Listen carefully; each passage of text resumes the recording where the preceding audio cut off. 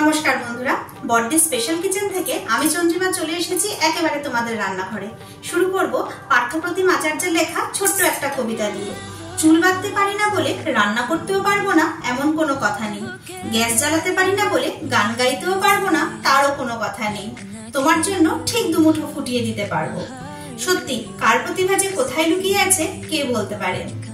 চলুন চলে আসি আজকের রেসিপিতে। আজকের রেসিপিটা আমাকে একটুও ঝঞ্ঝাট দেয়নি, সেই জন্য আজকের রেসিপি যে সমস্ত আয়োজন খুব চটজলদি হয়ে গেছে। আজকের রেসিপিটা নির্ঝঞ্ঝাট, তাই নাম দেই কারারে সসে চিকেন। চিকেনটাকে ম্যারিনেট করার জন্য কিছুটা পরিমাণ সস আর নুন দিয়ে মেখে 5 মিনিট রেখেছি। তোমাদের সুবিধার জন্য আমি মশলাগুলো পরপর দেখিয়ে দিচ্ছি। প্রথমে আমি নিয়েছি তেজপাতা, তারপরে একটু হলুদ, গোটা ধনে, দারচিনি, কাশ্মীরি লঙ্কা, শুকনো লঙ্কা, গোটা গোলমরিচ, লবঙ্গ, নুন তো আগেই দিয়েছিলাম, আর গোটা মৌরি। চলুন চটজলদি রেডি করে ফেলি এক তুড়িতে। সরষের তেলটা দেওয়ার পরে একটু নাড়িয়ে চাড়িয়ে নিচ্ছি। নুন আর সস দিয়ে যে চিকেনটাকে আমি ম্যারিনেট করে রেখেছিলাম সেই চিকেনটা এবার আমি কড়াইতে ছেড়ে দিচ্ছি।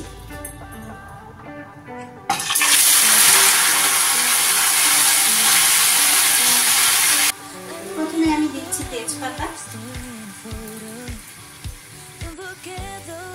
তারপরে দিচ্ছি শুকনো লঙ্কা, একটু গোটা গোলমরিচ,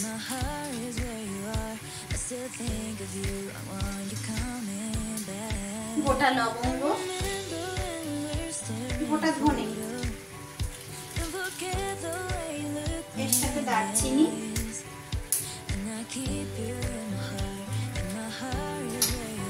একটু মৌরি, কাশ্মীরি লঙ্কা গুঁড়ো আর সামান্য একটু নুন। যেহেতু নুন আমি আগে দিয়েছিলাম তাই এখন অল্প পরিমাণ দেব।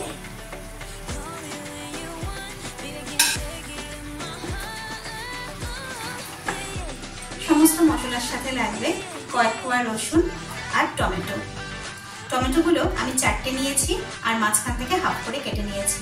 দেখেছেন তো হুড়োহুড়িতে একদম ভুলে গেছি জানাতে। মধ্যে কয়েক কোয়া রসুন ছড়িয়ে দিচ্ছি আর 4টে টমেটোকে হাফ করে কেটে নিয়েছি, সেগুলো এর উপরে দিয়ে দিচ্ছি। আপাতত আমি একটু লো ফ্লেমে এটাকে ঢেকে বসিয়ে দিচ্ছি। পাশে যেখানে আমার চিকেনটা সিদ্ধ হচ্ছে সেখানে আমি কয়েকটা পেঁয়াজ বেরেস্তা করে কেটে নিয়েছি। এবার এটাকে লো ফ্লেমে ফ্রাই করে নেব। চিকেনটা ঠিক নামানোর আগে এই পেঁয়াজটা তার উপরে ছড়িয়ে দেব। অল্প তেলে পেঁয়াজটাকে ফ্রাই করতে বসিয়েছি। রেসিপিটা একদম সিম্পল। চিকেনে যে জল উঠেছে সেই জলেই চিকেন সেদ্ধ হয়ে গেছে। আর কিছুক্ষণ রাখলেই রান্নাটা পুরো কমপ্লিট হয়ে যাবে, তাই আমি পেঁয়াজটাকে উপর থেকে ছড়িয়ে দিচ্ছি।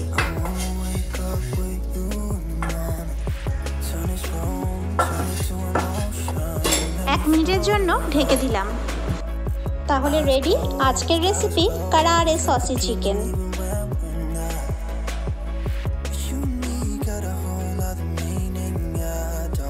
দারুণ রেসিপি, প্রত্যেকে খাওয়ার, নিজেরাও খান, প্রত্যেকে ভালো থাকুন।